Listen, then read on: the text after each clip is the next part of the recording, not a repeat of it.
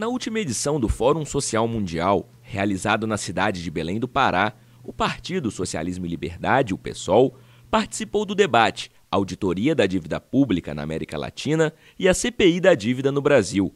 A atividade foi organizada pelo mandato do deputado federal Ivan Valente, do PSOL de São Paulo, em conjunto com a Auditoria Cidadã da Dívida.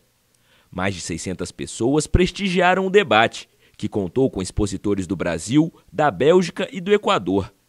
A atividade também marcou o início da construção de uma grande campanha pela instauração da CPI da Dívida Pública na Câmara dos Deputados.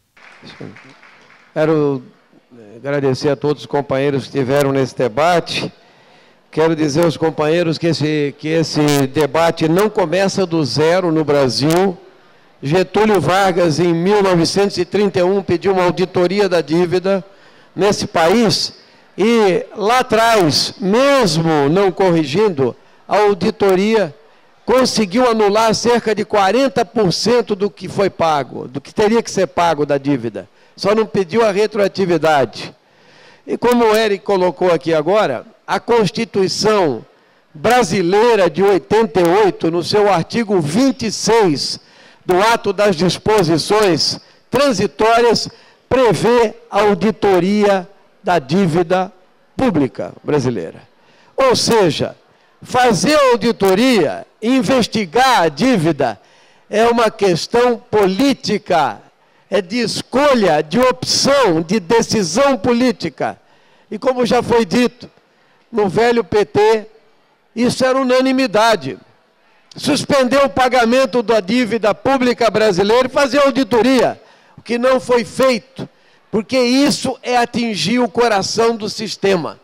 E é isso que a gente queria dizer a vocês. Segundo lugar, eu quero dizer a vocês, como já foi dito por vários companheiros e pela Maria Lúcia, que a segunda fase não é só da denúncia, é que é uma luta política e ideológica.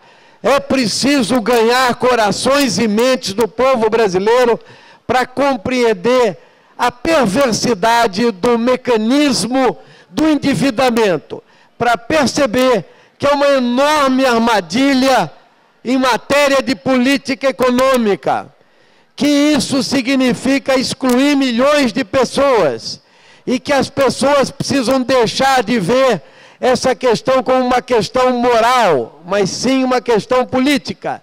E aí nós precisamos ter os números e os dados que são eloquentes, e eles precisam provocar indignação.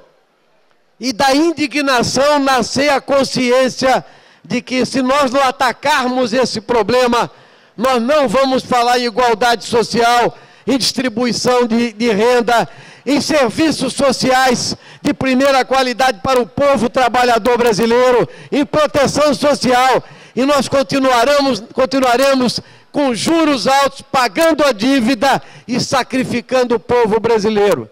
Então, nesse momento, o que nós precisamos, companheiros, e com isso eu quero finalizar, é dizer o seguinte: quando nós entramos com a CPI da dívida e começamos a coletar as assinaturas, muitos companheiros desanimaram e falaram: vocês acham que aquele Congresso Nacional vai assinar, que os deputados vão assinar a CPI? Não, ninguém achava, mas nós conseguimos. Quando conseguimos a assinatura e protocolamos a CPI, muitos companheiros falaram: duvido que a presidência instale a CPI, porque tem uma lista de CPIs lá. E certamente a nossa estava numa fila, mas estava chegando a hora dela. E a decisão foi política, de tanto nós enchermos o saco e falarmos na tribuna da Câmara.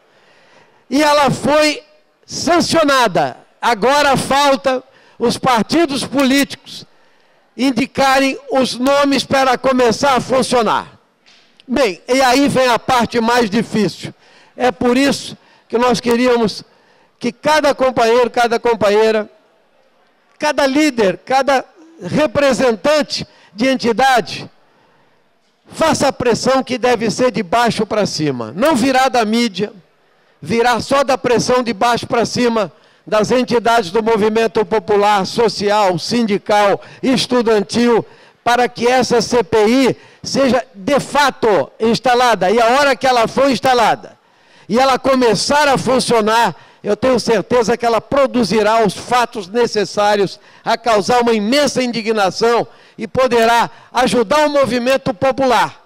Sim, aí sim, a pedir e reivindicar questões em que a gente possa dizer e ajudar com isso a dizer: os trabalhadores brasileiros não podem pagar a crise, não devem pagar a crise e nós não vamos aceitar que eles paguem a crise.